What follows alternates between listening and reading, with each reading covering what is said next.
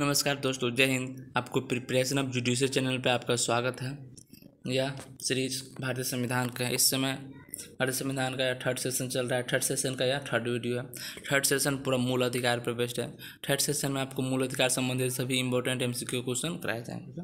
Third session का third video है। इसमें आपको क्वेश्चन 52 to 75 तक कवर किया जाएगा। ओके, क्वेश्चन नंबर 52 से शुरू किया जाता है। इंदिरा नेहरू गांधी विवाद वर्सेस राजनारायण का जो मामला था, उसमें सर्वोच्च न्यायालय ने निम्नलिखित में से किसको संविधान क्षेत्र में सम्मिलित कर संविधान के आधारभूत संरचना के परिधि को विस्तृत किया था। ऑप्शन नंबर ए, विधि के समक्ष समानता। ऑप्शन बी, न्यायिक पुनर्विलोकन। ऑप्शन सी, प्रजातंत्र जो कि स्वतंत्र और निष्पक्ष चुनाव में विवक्षित है यानी आवश्यक है। ऑप्शन डी, उपयुक्त में सभी। इसका सही आंसर ऑप्शन नंबर सी यानी इंदिरा नेहरू गांधी वर्सेस बनाम राजनारायण का जो वाद था, उसमें यह बताया गया था कि प्रजातंत्र में यानी लोकतंत्र में क्या होता है, स्वतंत्र और निष्पक्ष चुनाव अत्यावश्यक है यानी विवक्षित है, अनिवार्य है। ओके,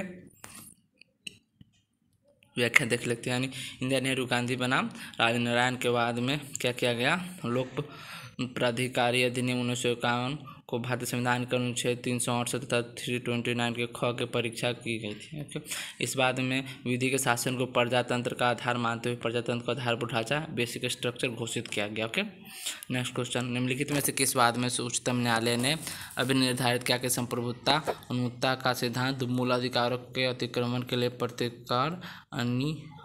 प्रतिकर अभिनिर्णित किए जाने की कार्यवाही में लागू नहीं होगा। ओके, अनुप्रयोग जो सिद्धांत थी या प्रयोग जो निर्णय दिया गया था, किस बात में दिया गया था, संप्रभुता उन्मुक्तता का सिद्धांत। ओके, क्या कहता है, मूल अधिकार के अतिक्रमण के लिए प्रतिकर अभिनिर्णित किए जाने की कार्यवाही में लागू नहीं होगा। ऑप्शन नंबर ए, JK कृष्णा बनाम तमिलनाडु राज्य। ऑप्शन सी, नीलवती बोहरा बनाम उड़ीसा राज्य। ऑप्शन सी, कस्तूरी लाल बनाम उत्तर प्रदेश राज्य। तथा ऑप्शन डी, राजस्थान बनाम विद्यावती। क्वेश्चन नंबर 53 का सही आंसर है ऑप्शन नंबर बी यानी नीलवती बेहरा बनाम उड़ीसा राज्य के मामले में क्या सर्वोच्च न्यायालय ने अभी निर्धारित किया कि पुलिस अभिरक्षा यानी पुलिस कस्टडी में क्या होता है, गिरफ्तार व्यक्ति तथा जेल में कैदी के मूल अधिकारों का राज्य या उसके सेवकों द्वारा किए गए उल्लंघन के मामले में संप्रभु की उन्मुक्तता का प्रतिवाद लागू नहीं होगा और राज्य को पीड़ित व्यक्ति को प्रतिकर देना पड़ेगा। ओके, यानी पुलिस कस्टडी में या फिर जेल में किसी की मृत्यु हो जाती है या फिर कुछ हो जाता है तो उसको क्या कहता है, राज्य का पीड़ित व्यक्ति को प्रतिकर देना अनिवार्य है, देना ही पड़ेगा। ओके, एक केस में किस केस में बोला गया था, तो नीलवती बोहरा बनाम उड़ीसा राज्य के मामले में बोला गया था। ओके, नेक्स्ट क्वेश्चन, विधि के समान संरक्षण से अभिप्राय है। ऑप्शन नंबर ए, विधियों का सभी जीवित प्राणियों के लिए सर्वव्यापी प्रयोग होना चाहिए। ऑप्शन बी, विधियों का सभी मानव प्राणियों के लिए सर्वव्यापी प्रयोग होना चाहिए। ऑप्शन सी, विधान में परिभाषित एक ही वर्ग के अंतर्गत आने वाले सभी व्यक्तियों पर विधियों का सर्वव्यापी प्रयोग होना चाहिए। ऑप्शन डी, उपयुक्त दिए गए तीनों अभिप्राय में से कोई भी सही नहीं है। ओके, इसका सही आंसर है ऑप्शन नंबर सी यानी विधियों के समान संरक्षण से अभिप्राय यह है कि विधान में परिभाषित एक ही वर्ग के अंतर्गत आने वाले सभी व्यक्तियों पर विधियों का सर्वव्यापी प्रयोग होना चाहिए। ओके, अनुच्छेद 14 में बताया गया विधि के समक्ष समता एवं विधियों के समान संरक्षण के सिद्धांत बताया गया। विधियों के समान संरक्षण से अभिप्राय है कि समान परिस्थिति वाले प्रत्येक व्यक्ति के साथ समान व्यवहार किया जाए, इसीलिए इसे समानता का स्वीकारात्मक स्वरूप कहते हैं। ओके, नेक्स्ट क्वेश्चन, कथन तथा कारण उसी के अकॉर्डिंग सेलेक्ट करना आंसर। ओके, कथन यह है कि विधि के समक्ष समता के सिद्धांत से अभिप्राय है समान परिस्थिति में समान वर्ताव होना चाहिए। कारण यह है कि प्रकृति, प्राप्ति और परिस्थिति से सभी व्यक्ति समान नहीं होते। ओके, ऑप्शन नंबर ए, क और ख दोनों सही तथा ख क का सही स्पष्टीकरण। ऑप्शन बी, क और ख दोनों सही है पर ख क का सही स्पष्टीकरण नहीं है। ओके, ऑप्शन सी, क सही है परंतु ख गलत है। ऑप्शन डी, क गलत है परंतु ख सही है। ओके, क्वेश्चन नंबर 55 का आंसर ऑप्शन नंबर ए यानी क और ख यानी कारण कथन दोनों सही है तथा कारण कथन का सही स्पष्टीकरण है। यानी मनुष्य में प्रकृति, प्राप्त और परिस्थिति में असमानता है, इस कारण सामान्य परिस्थिति में सामान्य बर्ताव अनुच्छेद 14 में पदावली विधि के समक्ष समता का यानी आवश्यक तत्व है निहितार्थ है। इस प्रकार कथन तथा कारण दोनों सही तथा कथन कारण का सही व्याख्या करते हैं। ओके, नेक्स्ट क्वेश्चन, अनुच्छेद 14 के अंतर्गत प्रत्याभूत समता का अधिकार निम्नलिखित के विरुद्ध प्राप्त है। ऑप्शन नंबर 1 कार्यपालिका के कृत, ऑप्शन बी प्रतिक्रियात्मक विधि, ऑप्शन सी अधिष्ठायी विधि, ऑप्शन डी उपयुक्त के सभी के विरुद्ध।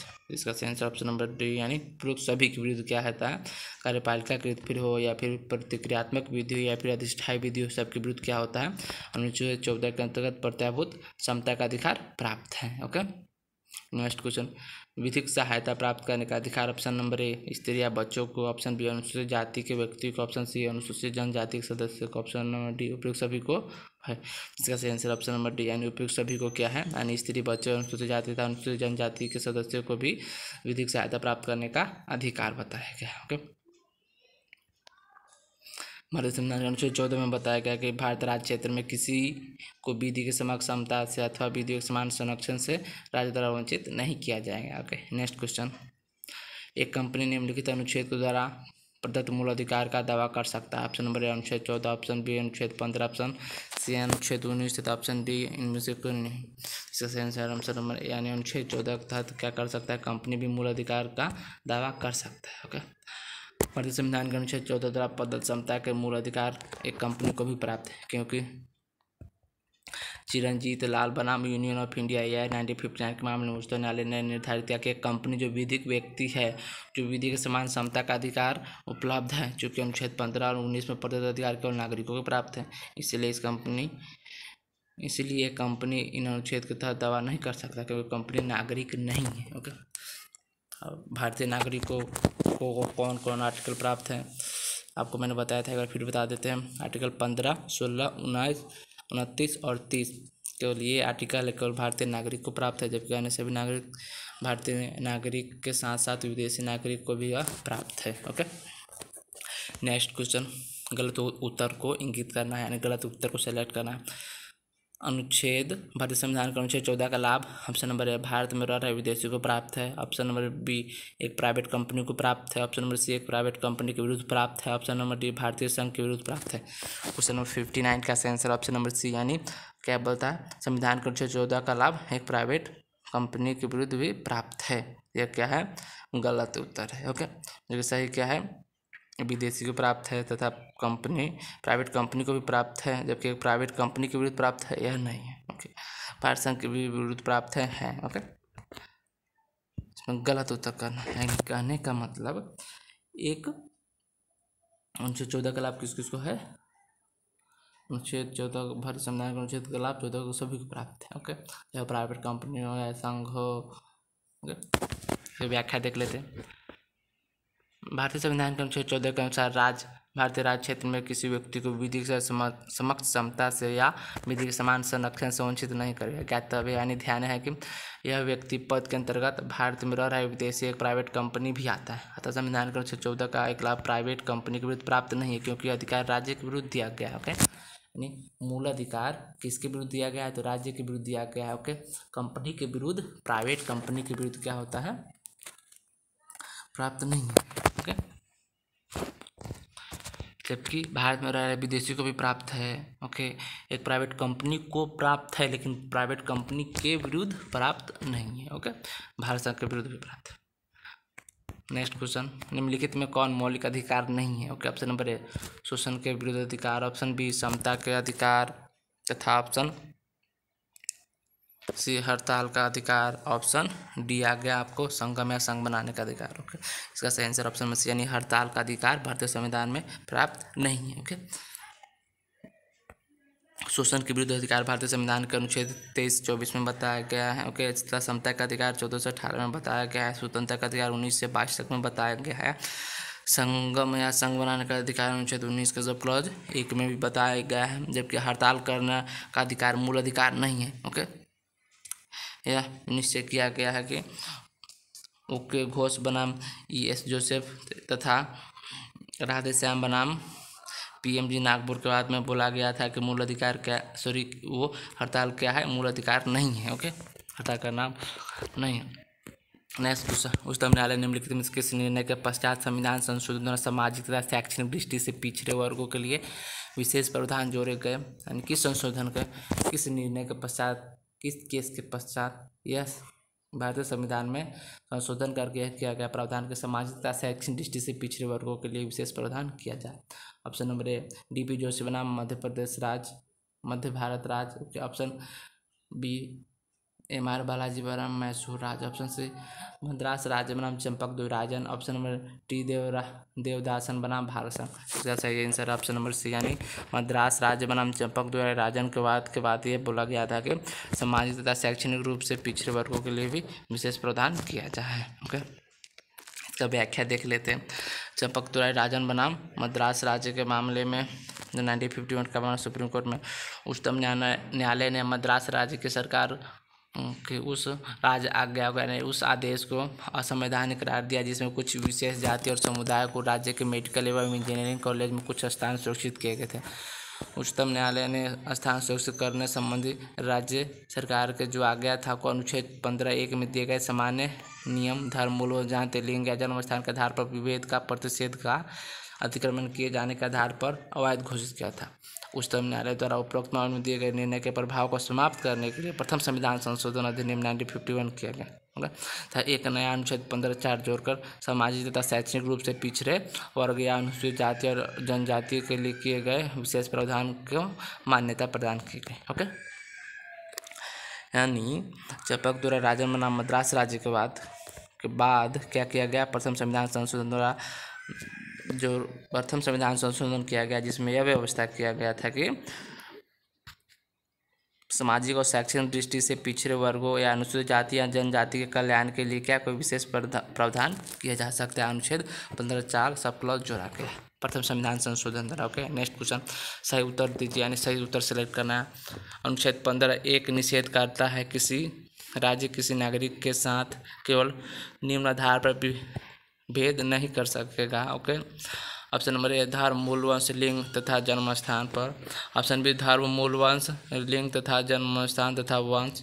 ऑप्शन सी धर्म, मूल वंश, जाति, संप्रदाय, लिंग तथा जन्म स्थान। ऑप्शन डी धर्म, मूल वंश, जाति, लिंग, जन्म स्थान या इनमें से कोई भी। 62 का आंसर ऑप्शन नंबर डी यानी अनुच्छेद 15(1) में यह निषेध किया गया है कि राज्य किसी नागरिक के साथ केवल धर्म, मूल वंश, जाति, लिंग या जन्म स्थान या इनमें से किसी के आधार पर विभेद नहीं करेगा। ओके, व्याख्या देख लेते हैं। भारतीय संविधान के अनुच्छेद 15 के सब के अनुसार राज्य किसी नागरिक के विरुद्ध केवल धर्म, मूल वंश, जाति, लिंग, जन्म स्थान या इनमें से किसी के आधार पर विभेद नहीं करेगा। ओके, जिसकी 15(3) में बताया गया है कि महिलाओं व बच्चों के लिए विशेष प्रावधान किया गया तथा अनुच्छेद 15(4) में सामाजिक और शैक्षणिक रूप से पिछड़े वर्गों के लिए विशेष उपबंध किया गया है। Okay, next question fundamental right confirmed by the article 15(1) of the constitution of available to option A any person, option B any citizen, okay, तथा ऑप्शन सी any corporation तथा option D none of above. तो इसका सही answer option number B यानी any citizen, यानी क्या होता है अनुच्छेद 15 का सब क्लॉज राइट जो है any citizen available constitution of for available any citizen को है। Okay, next question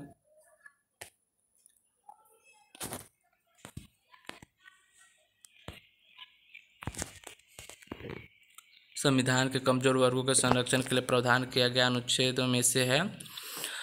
option A अनुच्छेद 14, ऑप्शन बी अनुच्छेद 15, ऑप्शन सी अनुच्छेद 20 तथा ऑप्शन डी अनुच्छेद 21। तब 64 का आंसर ऑप्शन नंबर बी यानी अनुच्छेद 15 है। ओके, नेक्स्ट क्वेश्चन उसमें आरक्षण प्रावधान किया गया है इस हेतु कमजोर वर्ग को संरक्षण का प्रावधान के अंतर्गत आ जाता है। ओके, नेक्स्ट क्वेश्चन सरकार द्वारा संचालित चिकित्सक मेडिकल महाविद्यालय में भारतीय संविधान के अनुच्छेद 15 के अंतर्गत आरक्षण का विधि मान्य होगा। ऑप्शन नंबर ए जन्म स्थान के आधार पर, ऑप्शन नंबर बी जाति के आधार पर, ऑप्शन सी अधिवास के आधार पर तथा ऑप्शन डी धर्म के आधार पर। क्वेश्चन नंबर 65 का सही आंसर ऑप्शन नंबर बी यानी जाति के आधार पर विधि मान्य होगा। ओके, नेक्स्ट क्वेश्चन शैक्षणिक स्थान में अनुसूचित जाति और अनुसूचित जनजाति के पक्ष में स्थानों का आरक्षण शासित है यानी किससे प्रदान किया गया। ऑप्शन नंबर ए 15(4) से, option B 16(4), option C 16(29)(2), option D 14 से। 66 का आंसर ऑप्शन नंबर ए यानी 15(4) से क्या प्रावधान किया गया है शैक्षणिक संस्थान में अनुसूचित जाति और अनुसूचित जनजातियों का आरक्षण का प्रावधान किया गया है 15(4) में। ओके, यह प्रथम संविधान संशोधन 1951 द्वारा जोड़ा गया था। ओके, नेक्स्ट क्वेश्चन, उच्चतम न्यायालय के निम्नलिखित में से कौन से निर्णय के पश्चात संविधान का संशोधन करके सामाजिक एवं शैक्षणिक दृष्टि से पिछड़े वर्गों के लिए विशेष उपबंध किया गया? ऑप्शन नंबर ए मद्रास राज्य बनाम चंपकद्वय राजन, ऑप्शन बी बालाजी बनाम मैसूर राज, ऑप्शन सी देवदासन बनाम भारत संघ, ऑप्शन डी इंदिरा साहनी बनाम भारत संघ। तो इसका सही आंसर हो जाता है ऑप्शन नंबर ए यानी ऑप्शन ए यानी मद्रास राज्य बनाम चंपकद्वय राजन। ओके, इस केस को मैंने आपको बताया था। मद्रास राज्य और चंपकद्वय राजनवाद के बाद ही प्रथम संविधान संशोधन द्वारा करके क्या किया गया? 15 का 100 जोड़ा गया, जो प्रथम संविधान संशोधन अधिनियम कब हुआ? 1951 में हुआ था। ओके, इसका व्याख्या देख लेते हैं। उच्चतम न्यायालय द्वारा मद्रास राज्य बनाम चंपकद्वय राजन के बाद में दिए गए निर्णय के पश्चात संविधान में प्रथम संविधान संशोधन अधिनियम 1900 द्वारा संशोधन अनुच्छेद 15(4) में 15 के उपखंड 4 में जोड़कर सामाजिक तथा शैक्षणिक दृष्टि से पिछड़े वर्गों के विशेष उपबंध किया गया। ओके, तो बालाजी बनाम मैसूर राज्य के मामले में उच्चतम न्यायालय ने मेडिकल तथा इंजीनियरिंग कॉलेज में 68% स्थान आरक्षित करने को अविधिमान्य अविधारित किया और पिछड़े वर्गों तथा अधिक पिछड़े वर्गों के मध्य किए गए उपवर्गों के अनुच्छेद 15(4) के अंतर्गत न्यायोचित नहीं माना तथा देवदासन बनाम भारत संघ के मामले में उच्चतम न्यायालय ने लोकपद को आरक्षण के लिए अगर कैरी फॉरवर्डिंग रूल को असंवैधानिक घोषित करते हुए यह निश्चय किया कि प्रत्येक वर्ष के कोटि को उसी वर्ष तक सीमित रखा जाना चाहिए तथा साथ ही पिछड़े जाति के पदों का आरक्षण इतना ज़्यादा नहीं होना चाहिए कि एकाधिकार उत्पन्न कर दे अथवा अन्य समुदाय के विधिक अधिकारों में अनुचित हस्तक्षेप करे। इंदिरा साहनी बनाम भारत संघ के मामले में क्या क्या उच्चतम न्यायालय ने बालाजी बनाम मैसूर राज्य के बाद में दिए गए पूर्ववर्ती विनिश्चय को उलटते हुए पिछड़े तथा अधिक पिछड़े वर्गों में वर्गीकरण का संवैधानिक माना और इसे पिछड़े वर्गों में अधिक संपन्न यानी क्रीमी लेयर का निर्धारण किया जाना आवश्यक माना। इस बात में देवदासन बनाम भारत संघ में दिए गए विनिश्चय को उलटते हुए अग्रणी यानी कैरी फॉरवर्डिंग रूल को संवैधानिक ठहराते हुए व्यवस्था दी गई कि आरक्षण का अधिकतम सीमा 50% के अंदर रहते हुए अगर निर्णय का नियम वैध होगा। ओके, फिर नेक्स्ट क्वेश्चन, किस बात में उच्चतम न्यायालय ने अभी निर्धारित किया कि आरक्षण का अधिकतम सीमा 50% से अधिक नहीं हो सकती? अभी मैंने आपको बताया। देखते हैं ऑप्शन नंबर ए देवदासन बनाम भारत संघ, ऑप्शन बी इंदिरा साहनी बनाम भारत संघ, ऑप्शन सी बालाजी बनाम मैसूर राज तथा ऑप्शन डी प्रदीप जैन बनाम भारत संघ। 68 का आंसर है ऑप्शन नंबर बी यानी इंदिरा साहनी बनाम भारत संघ के मामले में बोला गया था कि जो कैरी फॉरवर्डिंग या फिर अगर निर्णय का जो सिद्धांत है उसका अधिकतम 50% से अधिक नहीं हो सकता। ओके, अगर निर्णय के नियम निम्नवाद में अधिकारिता घोषित किया गया यानी वैध घोषित किया। ऑप्शन नंबर ए देवदासन बनाम भारत संघ, ऑप्शन बी BN तिवारी बनाम मैसूर राज, ऑप्शन सी केरल राज्य बनाम AN Thomas, option D Balaji बनाम मैसूर राज। 69 का आंसर ऑप्शन नंबर ए यानी देवदासन बनाम भारत संघ के मामले में अग्रणी यानी कैरिंग फॉरवर्डिंग रूल का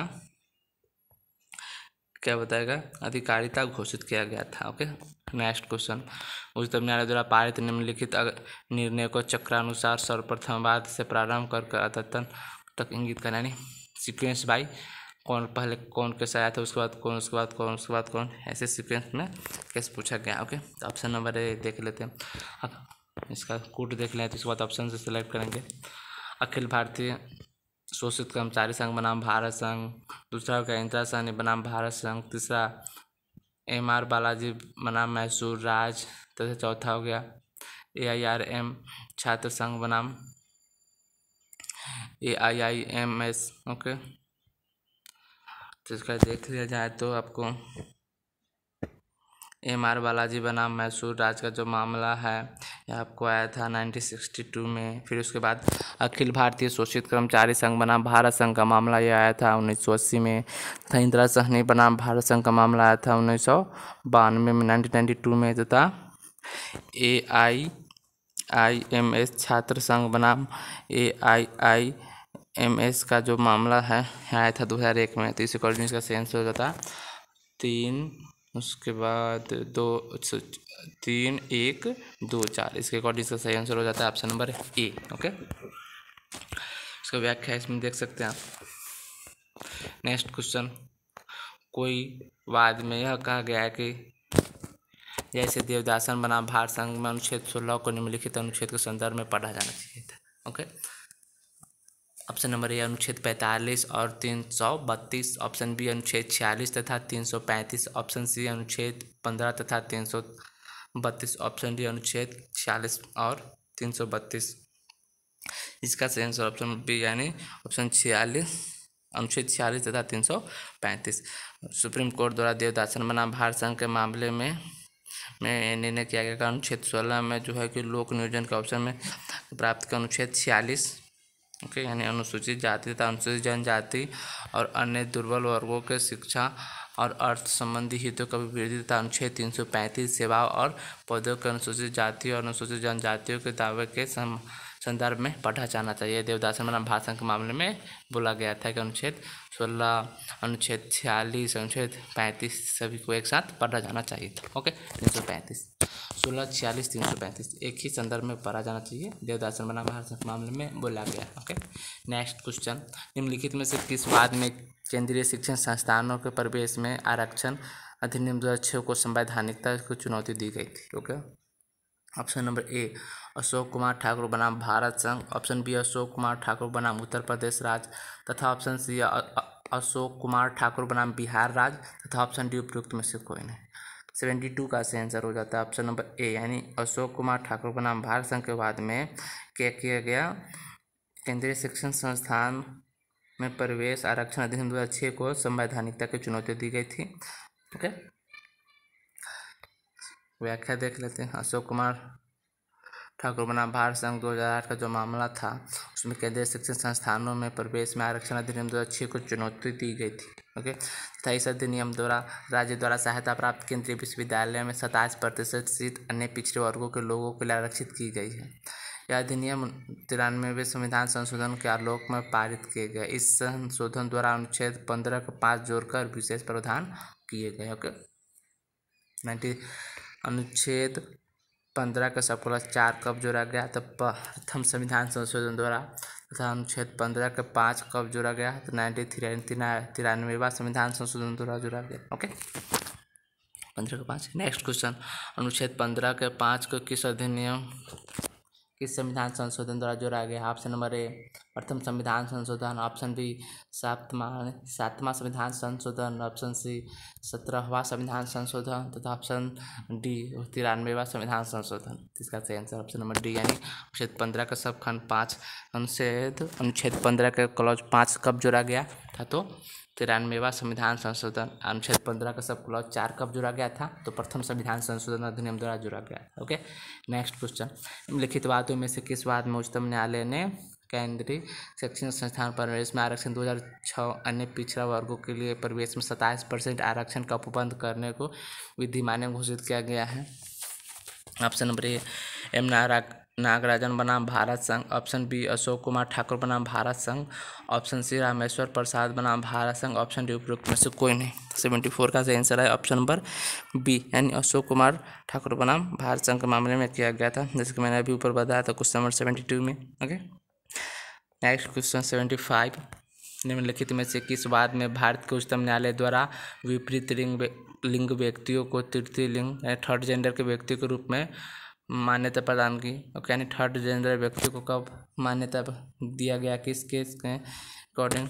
ओके, ऑप्शन नंबर ए राष्ट्रीय विधिक सेवा प्राधिकरण बनाम भारत संघ, ऑप्शन बी नालसार विश्वविद्यालय हैदराबाद बनाम भारत संघ, ऑप्शन सी राज्य विधिक सेवा प्राधिकरण बनाम भारत संघ तथा ऑप्शन डी सुरेश कुमार बनाम नाजा फाउंडेशन। 75 का सही आंसर ऑप्शन नंबर ए यानी राष्ट्रीय विधिक सेवा प्राधिकरण बनाम भारत संघ के मामले में या क्या क्या थर्ड जेंडर को मान्यता प्रदान किया गया। ओके, इसका व्याख्या देख लेते। राष्ट्रीय विधिक सेवा प्राधिकरण जो नेशनल लीगल सर्विस अथॉरिटी जिसे शॉर्ट में नालसा बोलते हैं, बनाम नालसा बनाम भारत संघ के बाद 2014 के बाद है, जिसमें उच्चतम न्यायालय ने विपरीत यानी थर्ड जेंडर क्या है ट्रांसजेंडर को, जिसको ट्रांसजेंडर जिसे बोलते हैं, ट्रांसजेंडर को क्या बोला गया? तीसरी लिंग के रूप में स्वीकार किया गया, जिन्हें सभी अधिकारों एवं आरक्षण का अधिकार प्राप्त है।